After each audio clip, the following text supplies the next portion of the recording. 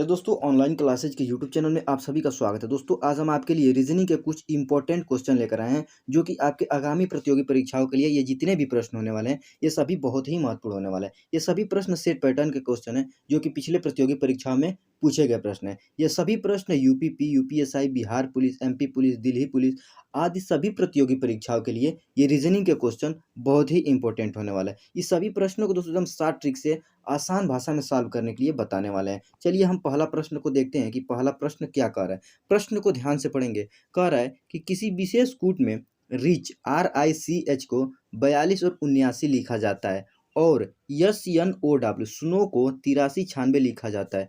इस कूट में COIN क्वाइन को कैसे लिखा जाएगा। ठीक, देखिए इस क्वेश्चन में क्या किया दोस्तों, यहाँ पे जो रिच है इसका कोड 42 और 79 लिखा है और यहाँ पे SNOW का कोड दोस्तों क्या लिखा है, 8396 लिखा है। तो हमसे पूछ रहा है COIN क्वाइन का कोड क्या होगा, जो कि 4 ऑप्शन दे रहा है। इस ऑप्शन में से कोई एक ऑप्शन होगा जो सही होगा। तो चलिए हम बताते हैं कि इस COIN का कोड क्या होगा। सबसे पहले देखिए रिच का कोड 42 और 79 कैसे लिखा है, इसको कैसे लिखा है। तो हम यहाँ पे लिखते हैं RI, उसके बाद C, उसके बाद H लिख लेते हैं। अब इसके नीचे दोस्तों 42 और 79 को लिख देते हैं। क्या लिखते हैं, 42, उसके बाद दोस्तों यहाँ पे 79 को लिख देते हैं। उसी प्रकार यहाँ पे SNOW को लिख लेते हैं। क्या लिख लेते हैं, SN, उसके बाद O, उसके बाद यहाँ पे W को लिख लेते हैं और उसके नीचे इसको 83 और 96 को लिख के तब बताते हैं कि इसका कोड ऐसे कैसे बना है। देखिए यहाँ पे क्या लिखा है दोस्तों, 83 लिखा है और यहाँ पे 96 लिखा है। अब देखिए इसका कोड कैसे मिलाया है, क्या किया है कि R के जगह पे दोस्तों 4 को रखा है, मतलब कि R का कोड 4 बना दिया हुआ है,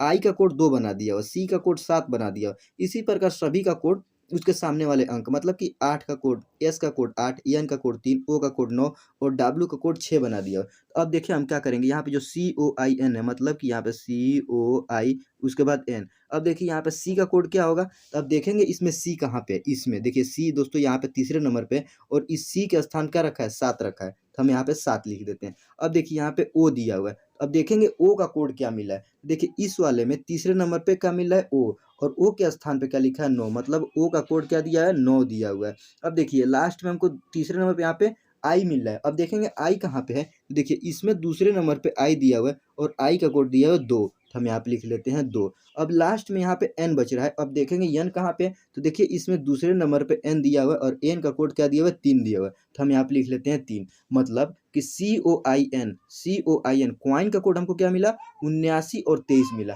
देखिए ऑप्शन नंबर अगर आप डी को देखेंगे तो यहाँ पे 79 और 23 दिया है, जो कि यही ऑप्शन जो सही हो जाएगा। क्वाइन का कोड क्या हो जाएगा, 79 और 23। आशा करते हैं दोस्तों ये क्वेश्चन आप बहुत अच्छे से समझ गए होंगे। चलिए अगला क्वेश्चन को देखेंगे कि दूसरा क्वेश्चन क्या कर रहा है, इसको ध्यान से पढ़ेंगे। कह रहा है कि संख्याओं की वह जोड़ी ज्ञात करे जो इस पैटर्न में उपयुक्त होगी।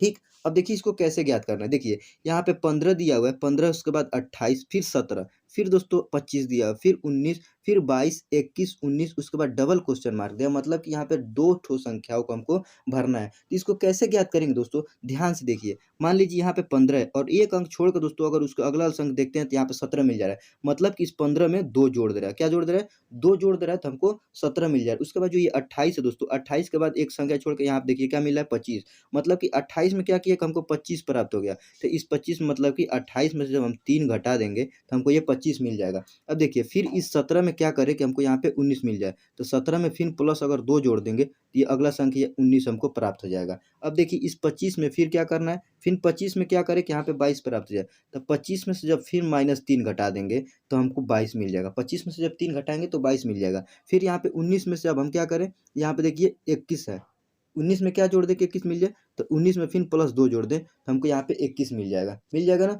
उसी प्रकार यहाँ पे क्या करें, फिर 22 है, 22 में क्या जोड़े कि हमको यहाँ पे 19 मिल जाए, तो 22 में से अगर हम -3 घटा देंगे, 22 में से 3 घटाएंगे तो ये 19 मिल जाएगा। उसी प्रकार यहाँ पे 21 है और 21 में फिर हमको 2 जोड़ना है। क्यों 2 जोड़ना है, क्योंकि देखिए सभी में 2 हम जोड़ते हैं, नीचे में सबसे 2 जोड़ना है, तो इसमें सभी में 2 जोड़े तो इसमें भी हम 2 जोड़ेंगे। तो जब यहाँ पे 21 में अगर हम 2 जोड़ दें, तो 21 में 2 जोड़ देंगे तो हमको 23 मिल जाएगा। अब देखिए यहाँ पे 19 दिया हुआ है और 19 में हम क्या करें कि यहाँ पे हमको क्वेश्चन मार्क जहाँ पे संख्या मिल जाए, 19 में हमको 3 घटाना है। क्यों, क्योंकि ऊपर जितने भी अंक लिए इस सभी में 3 हम घटाते हुए हैं, तो यहाँ पे 19 में से 3 घटा देंगे तो हमको क्या मिल जाएगा, 16 मिल जाएगा। कितना, 16। तो हमको क्वेश्चन क्या मिला है, डबल क्वेश्चन मार्क मिला है और हमको यहाँ पे डबल संख्याएं मिल रही है। पहले वाले क्वेश्चन मार्क जहाँ पे 23 भरा जाएगा और दूसरे वाले क्वेश्चन मार्क जहाँ पे 16 भरा जाएगा। ठीक, तो देखेंगे 23 और 16 किस ऑप्शन में दिया है। देखिए ऑप्शन नंबर सी में दोस्तों यहाँ पे 23 दिया हुआ है और 16 दिया हुआ है, जो कि इस वाले क्वेश्चन मार्क की जगह पे क्या भरा जाएगा, 23 भरा जाएगा और इस वाले क्वेश्चन मार्क की जगह पे क्या भरा जाएगा,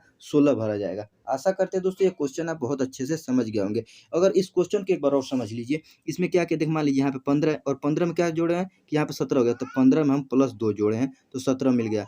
फिर 17 में दोस्तों +2 जोड़े हैं, फिर +2 जोड़े हैं तो हमको 19 मिल गया। फिर 19 में अगर हम यहाँ पे +2 जोड़ दें तो हमको 21 मिल जाएगा। फिर 21 में प्लस अगर हम 2 जोड़ देंगे तो 21 में 2 जोड़ देंगे तो हमको 23 मिल जाएगा, जो कि दोस्तों इस क्वेश्चन मार्क की जगह पे भरा जाएगा 23। अब देखिए यहाँ पे 28 है और इसमें क्या करें कि हमको यहाँ पे 25 मिल जाए, तो 28 में से 3 घटा देंगे तो यह 25 मिल जाएगा। फिर इस 25 में क्या कर रहे हैं कि यहाँ पे 22 मिल जाए, फिर -3 घटा देंगे किसमें से, 25 में से, -3 घटाएँगे तो ये 22 मिल जाएगा।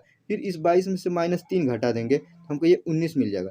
फिर इस 19 में से जब हम 3 घटाएँगे, -3 घटाएँगे तो हमको 16 मिल जाएगा, जो कि इस क्वेश्चन मार्क की जगह पे ये 16 भरा जाएगा और आगे वाला जो क्वेश्चन मार्क है इसके जगह पे ये 23 भरा जाएगा, जो कि ऑप्शन नंबर सी में 23 और 16 दिया है, जो कि यही ऑप्शन सही होगा। क्वेश्चन को ध्यान से पढ़ें, कह रहा है कि रात के 9 बजे घंटे का काँटा पश्चिम की ओर होता है, सुबह 6:30 बजे मिनट का काँटा किस दिशा की ओर होगा? ठीक, देखिए इसमें कहने का मतलब ये है कि रात के जो 9 बज रहा है उसमें जो घंटे का काँटा है वो पश्चिम की ओर है और सुबह 6:30 बजे मिनट का काँटा किस दिशा में होगा वही हमको ज्ञात करना है। तो सबसे पहले ये दिशा की क्वेश्चन है तो हम इधर दिशा को ड्रा कर देते हैं और देखिए इधर जो होता है पूरब दिशा होता है, इधर होता है जो पश्चिम दिशा होता है और ऊपर की तरफ उत्तर दिशा होता है और नीचे की तरफ दक्षिण दिशा होता है, ठीक। अब क्वेश्चन में देखिए क्या कह रहा है कि रात के 9 बजे घंटे का काँटा पश्चिम की ओर है। तो मान लीजिए यहाँ पे बना दे रहे हैं, यहाँ पे क्या हो गया, घंटे का सुई हो गया या, और ये हो गया मिनट, और ये हो गया 12, ये हो गया 3, ये हो गया 6 और ये हो गया 9। तो रात के 9 बजे ये घंटे का सुई किस दिशा में है, तो पश्चिम दिशा में, जो कि यहाँ पे हमको दिया है पश्चिम दिशा में। अब देखिए यहाँ पे क्या बनाते हैं, क्यों, देखिए यहाँ पे पश्चिम दिशा है दोस्तों और यहाँ पे घंटे का सुई जो 9 बज रहा है दोस्तों ये इधर है, तो ये भी पश्चिम की दिशा की ओर है, जो कि क्वेश्चन में पश्चिम की दिशा की ओर दिया हुआ है। अब देखिए अब कह रहा है कि सुबह 6:30 बजे, तो सुबह 6:30 बजे कब, यहाँ बजेगा 12, 3, 6 और यहाँ पे 9 बना देते हैं। देखिए अब यहाँ पे मिनट का सुई किधर होगा, 30 पे होगा और ये घंटे का सुई हो जाएगा। जब 6:30 मतलब कि 30 मिनट, मतलब कि यहाँ से लेकर 12 से लेकर 6 पर आएगा तो 30 मिनट हो जाएगा। तो इसमें पूछ रहा है मिनट का सुई, तो मिनट का सुई एकदम बड़ी वाली सुई है दोस्तों, जो कि 6 पर है और ये सबसे नीचे है, मतलब कि इसका दिशा नीचे की तरफ है और नीचे की तरफ दिशा यहाँ पे क्या बना है ड्रा में, दक्षिण दिशा, जो कि ऑप्शन नंबर डी में दक्षिण दिशा दिया है, जो कि यही ऑप्शन सही हो जाएगा। आशा करते हैं दोस्तों ये क्वेश्चन आप बहुत अच्छे से समझ गए होंगे। क्वेश्चन कह रहे हैं कि एक वर्ष के 15 जनवरी से 28 जनवरी तक के बीच के दिनों को ज्ञात कीजिए। दोनों दिन शामिल हैं, मतलब कि देखिए यहाँ पे क्वेश्चन कर रहा है कि एक ही वर्ष के, मान लीजिए कि यहाँ पे आज चल रहा है 2023 चल रहा है, तो यहाँ पे 15 जनवरी 2023 और यहाँ पे 28 जनवरी 2023 के, मतलब कि एक ही महीने के 15 और 28 के बीच के दिन को ज्ञात करें। ये ना कि दोस्तों यहाँ पे 2023 का 15 जनवरी 2023 में ले ले और यहाँ पे 28 जनवरी जो है वो 2024 में ले ले, ये गलत हो जाएगा। क्वेश्चन में क्या कह रहा है कि एक वर्ष के, मतलब कि एक ही वर्ष के, ठीक, 15 जनवरी से 28 जनवरी तक के बीच के दिनों को ज्ञात करिए और इसमें दोनों दिन शामिल है, कौन, 15 जनवरी और 28 जनवरी दोनों को शामिल करना है। तो यहाँ पे देखिए यहाँ पे क्या हो जाएगा दोस्तों, 15 जनवरी, फिर यहाँ पे 16, फिर यहाँ पे 17, 18, 1 मिनट, 18, यहाँ पे 19, 20,